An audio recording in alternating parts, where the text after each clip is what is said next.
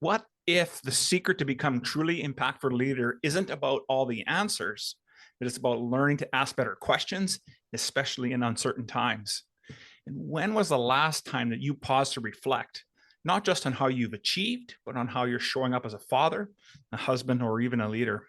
And so if you've ever felt that leadership was supposed to be this clear-cut way, only to find yourself lost in complexity, I think you're going to be in the right place today. This episode is going to challenge and inspire you to make sure that you hit subscribe, rate the show, share it with a friend, especially any man that you're spending time with that really needs to hear this lesson so that he can lead with more confidence and especially with clarity. And so with that, let's get on with today's episode.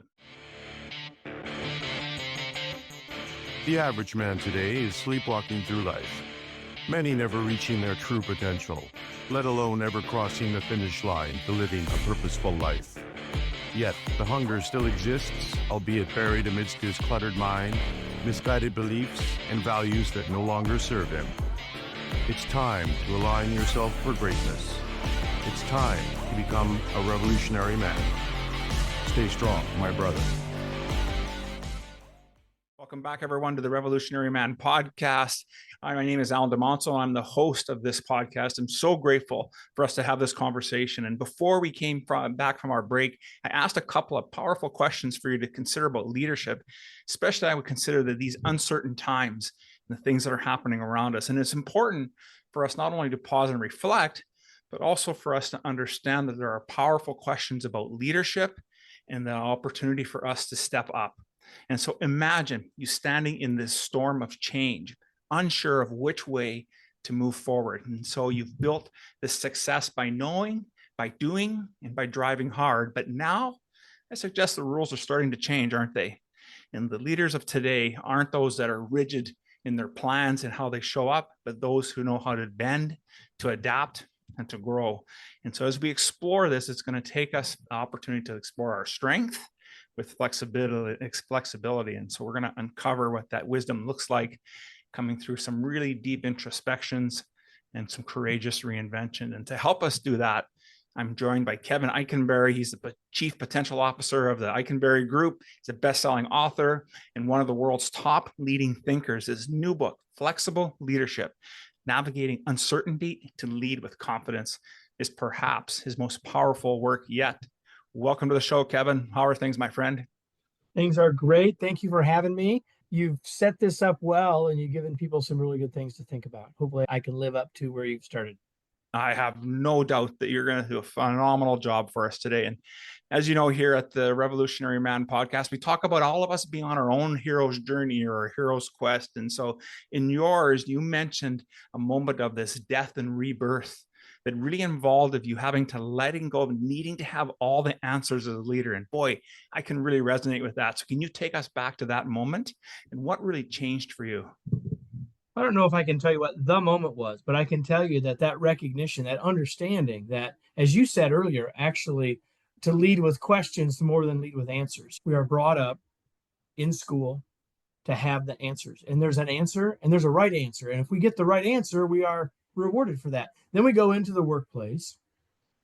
And if we want to succeed and move on and be promoted, then we're working hard to build our expertise, build our knowledge so that we have the answers to the questions that come before us.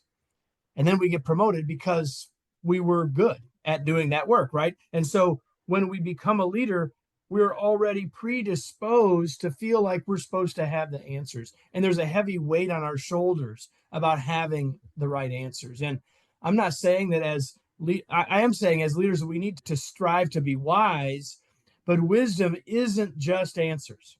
Wisdom is recognizing where we can add value, when we need to ask rather than answer, and thinking that all through. And when I realized that the path forward to being a more effective leader, to being a more effective man, to being a more effective human, was to let go of the ego need to have the answer all the time, but rather to help others find answers, or for us to collectively find answers together. Things really started to change for me. Yeah, that makes so much sense for what you're saying there, Kevin, because in one of the things I wrote down here, it says me knowing when to add value. And sometimes I think knowing that value is for us to be quiet. It's just 100%. And right. as leaders, there's no question that whether if you've taken an assessment that says that you're more extroverted or more introverted, doesn't matter. Like this is a bigger challenge if you're more extroverted. But for all of us, because we put on that leader hat, I will almost assure you that there are times you're talking too much. Yeah, Almost assure you. Yeah, I completely agree. I catch myself many times trying to step into the conversation and challenging myself just wait, Al.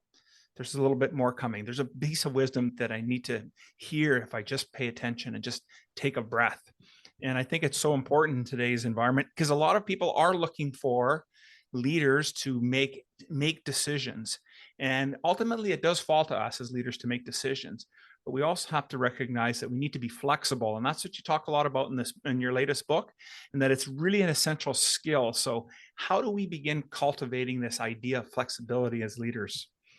The first thing is to recognize that if we're going to be flexible, that means that we have to go against our natural tendencies, our what we might consider to be our style, and all of our auto responses or habits. So the challenge of saying I'm going to be flexible means, as you said in the open, that we have to be willing to stop and reflect at least for a moment, because otherwise we will just do what comes naturally. And again, as I said earlier, because we had some level of success earlier in our careers, we tend to think that's what we're supposed to do. That's the answer. We're supposed to move forward.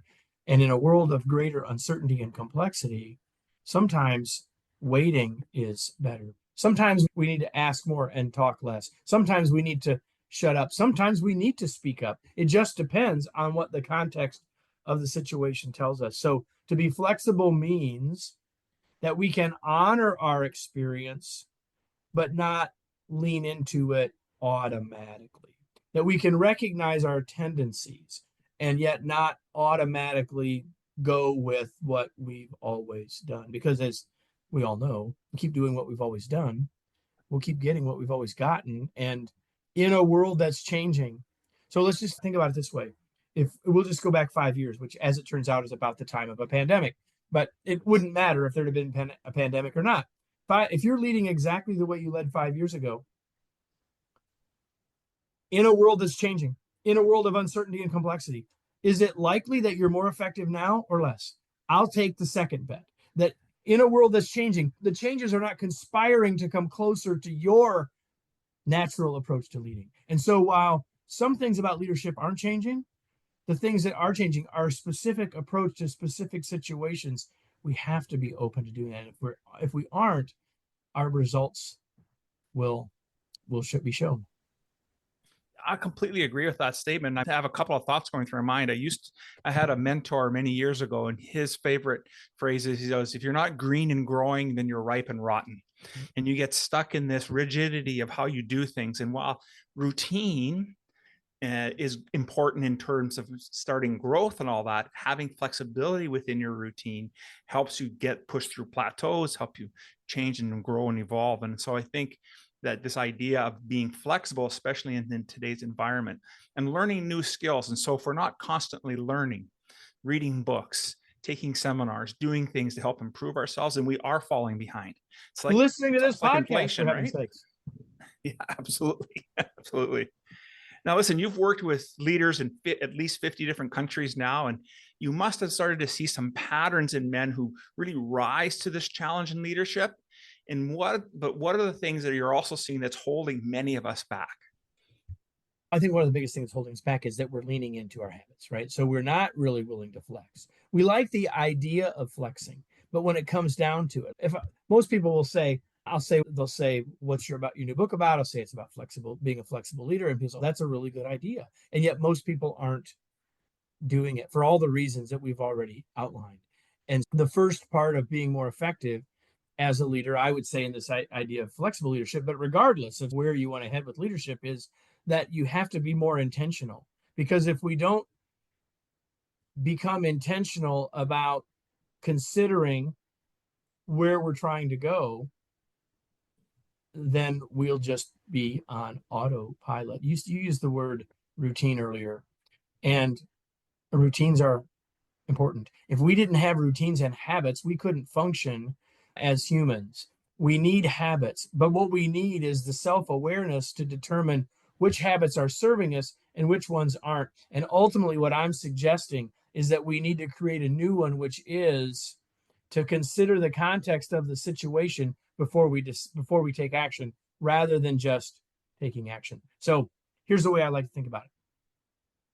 Today, sometime today or tomorrow, this will happen to you. Someone will come to you with a question, someone on your team, a coworker, a member of your team, a member of your family. Someone will come to you wanting some advice or a decision, and you will either say to them or say in your head, it depends. Like what we should do next depends.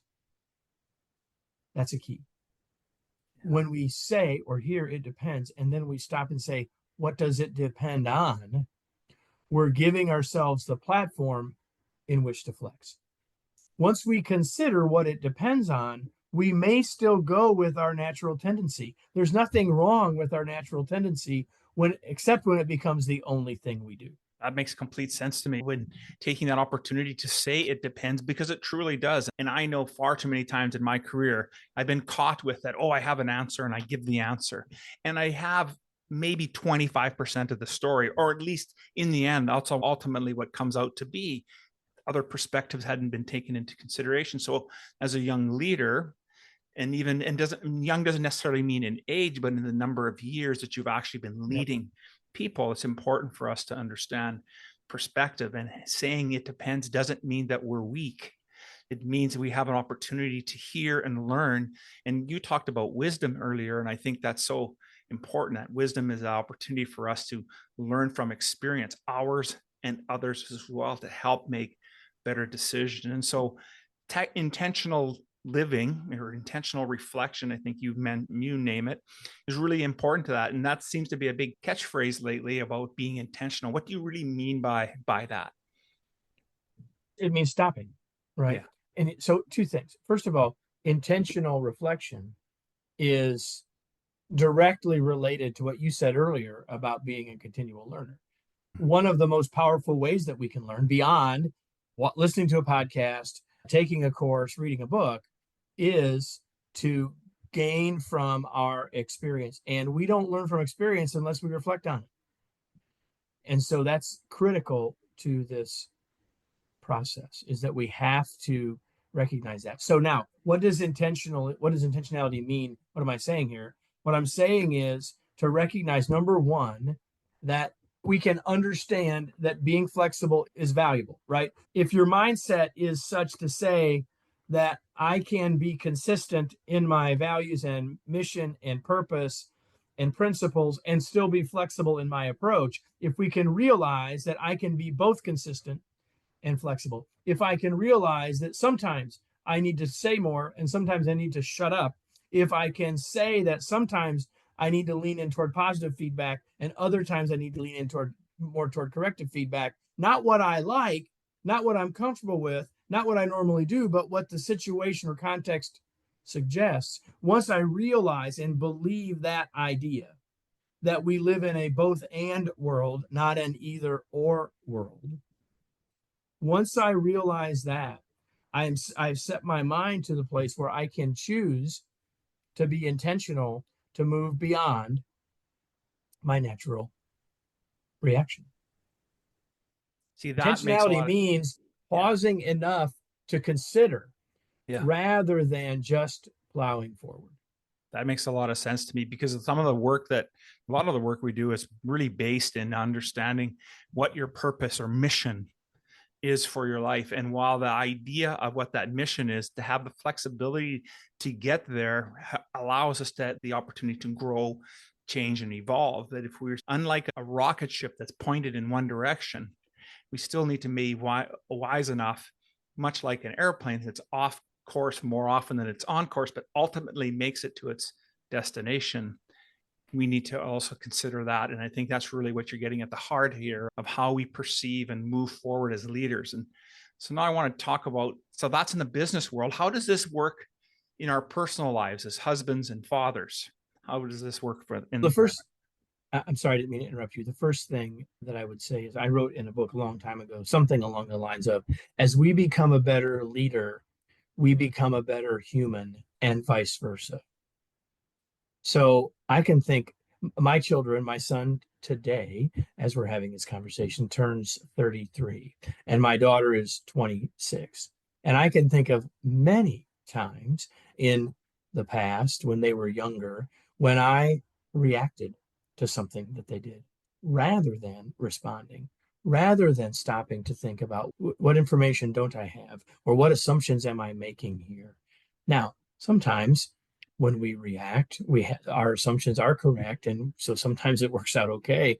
But I'm sure all of you, as a husband, as a father, have had conversations that you wish you could take back, or you've made decisions that you say, knowing what I know now, I would have made a different decision then, or we'd have gone a different direction then. And so everything that we're talking about, Alan, is absolutely connected. Whether we're talking about as a leader, I know it's a different hat that we put on as a leader than as a dad, as a husband, as a neighbor, as a son. I realize that. And yet so many of the lessons are completely 100% transferable one to the other. And so if you find that you're better at some of these things as a human than you are as a leader, then you need to reflect on that, and vice versa. Like, again, as we become a better leader, we can become a better human. So what are we learning in our leadership journey that we can apply more effectively to our walk as a human, and vice versa?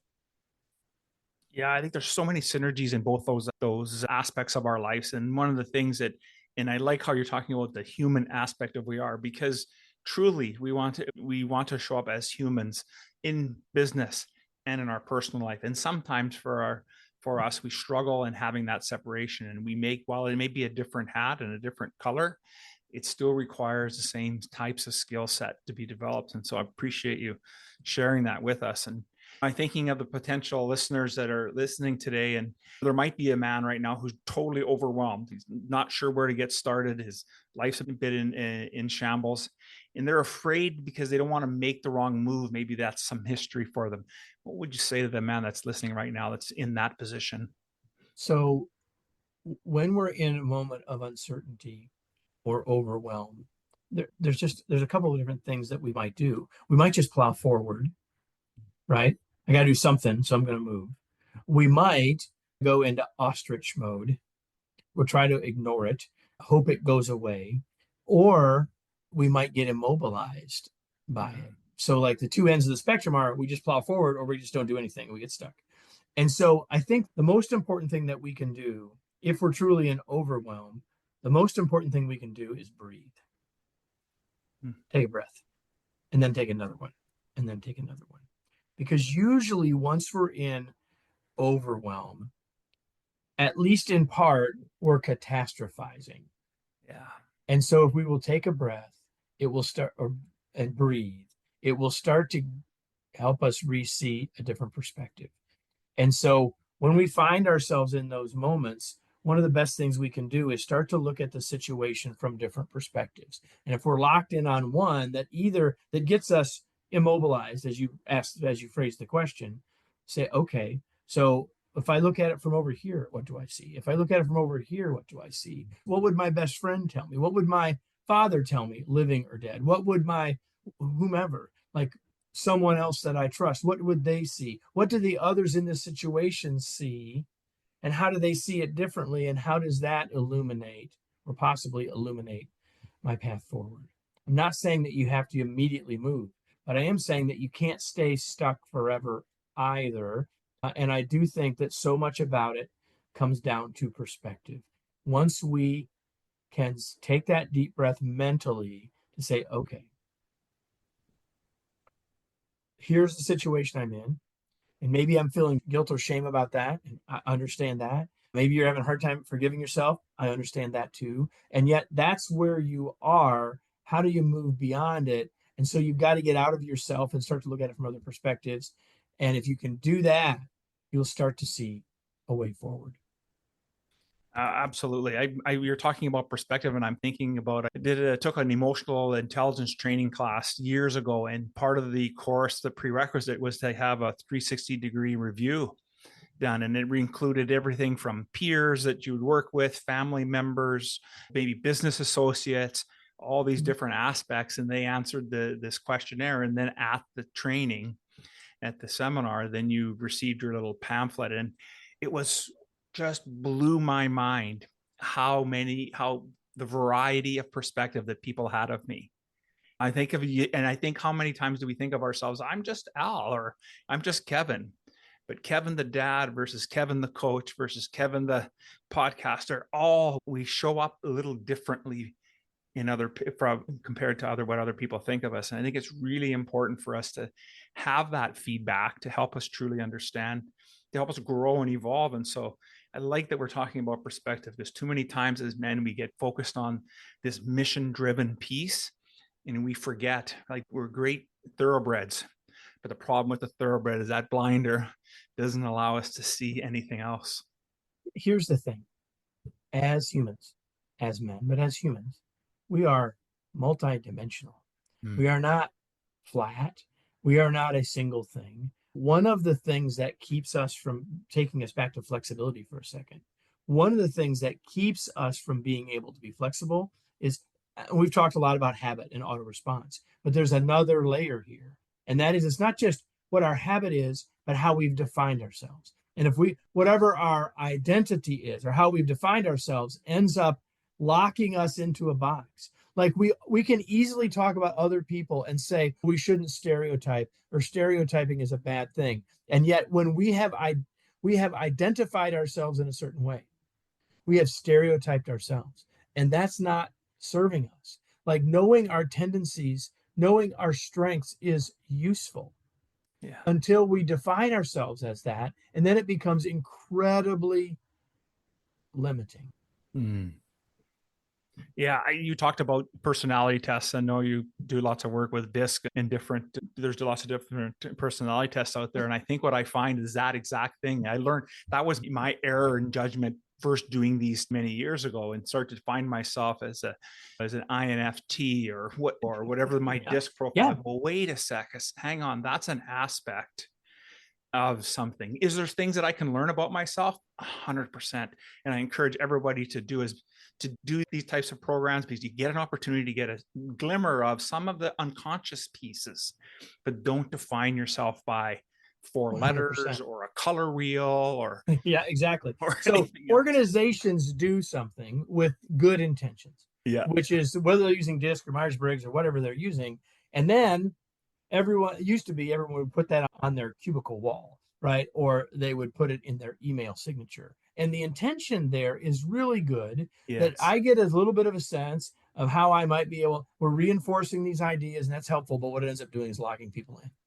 Yeah. Oh yeah, that's Al, because he's an ABC. He's a green or whatever. And here's what we do. What models do is they take something incredibly complex and simplify them so we can get our arms around them. And that's very useful. But then what we do as humans and as organizations sometimes is we take the simplified model and then simplify it again around 4 letters, a color, an animal, or whatever. And that is problematic, because now it's identity. And now it makes it way harder for us to get past that single dimension view of who we are and how we communicate, how we make decisions, and how we lead. Yeah, exactly. As it's, some of these are called, they're insights. It's an insight into that is actually one of the names of one of those, and they are insightful and they're helpful until they're not. That's right. No, and that's why I really appreciated us talking about your latest book with this flexibility, because I think we need that even more today. Flexibility has always been important as leadership, but today is even more profound transition. I talk a lot about being a servant leader. I'm considering changing that to be more of an observational leader, to give us the opportunity to be flexible and being So let's just talk about that for a second. Yes. We all want to give ourselves a handle to put around that. And the minute we say I'm a servant leader, I'm an observational leader, I'm a facilitative leader, I'm a Yeah. Direct leader. Like the minute we do that, we start to box ourselves in. We just have to be really, I'm like, I understand the intention. Trust me, I understand the intention. I'm fortunate to know some of the people that created some of the models that we're talking about. I've been, the hair, color of my hair tells you that I've been at this a while. And so all of these models, all of these approaches have tremendously good intention. But when we further simplify them, Yes, we make them a detriment, an unintended detriment. yes, completely agree. Love that. Kevin, through all your career, I'm sure you've mentored thousands and upon thousands of people, and there might have been a couple of people, maybe even books, characters, and individuals that really had an impact in your life. And so, what would you say was the best piece of advice, or a really powerful piece of advice that's still serving you today? It's not about me. Leadership is not about us. It's not about, I'll say it in the first person. Leadership is not about me. Leadership is about reaching valuable outcomes with and through others. Now, we've spent the last 25 minutes talking about how we show up, and how we show up and what we do as a leader does matter, but it's not about us. And so when we can keep that in mind, that we are leading to reach a valuable outcome, and we're engaging others to help us reach that outcome, because we can't do it by ourselves. If we could have done it by ourselves, we don't need leadership. We just need to work harder. That is not what leadership is. And so I'll just say that it's not about us. Remember that it's not about us. Man, love that. Just love that for sure. As we get ready to step out and wrap up today's conversation, you've just dropped a great piece of wisdom for us to really consider as we move on in our daily lives. But what is there an opportunity for a tool or mindset shift that you could also offer that helps us really spark that transformation that we're looking for? I think it'll be an extension of what I just said. And that is that beyond all the stuff that we've talked about in this conversation, which I've enjoyed a great deal, I would say that here's the thing that I would challenge you with.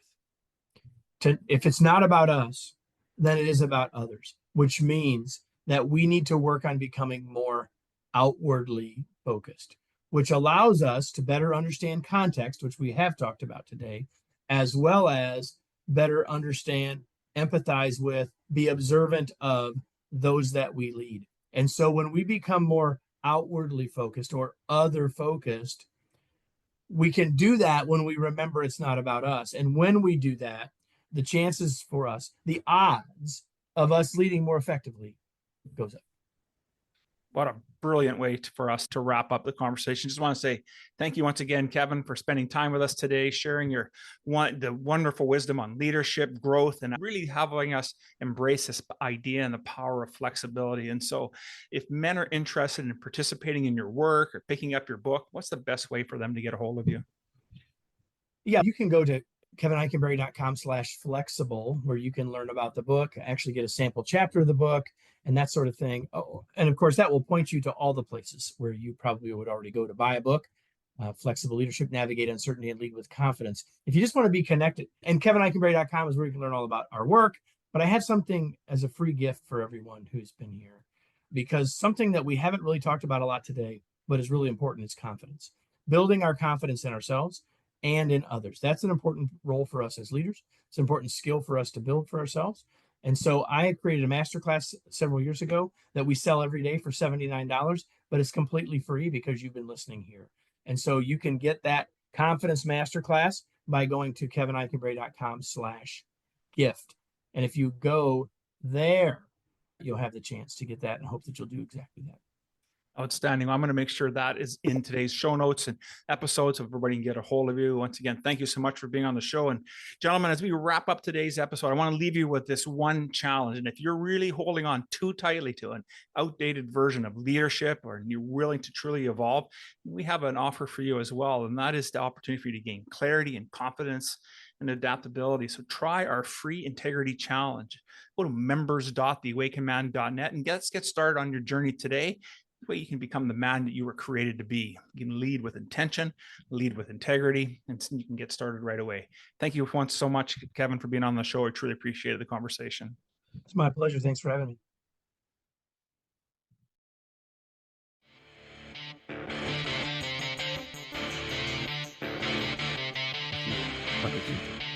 Thank you for listening to the Revolutionary Man podcast.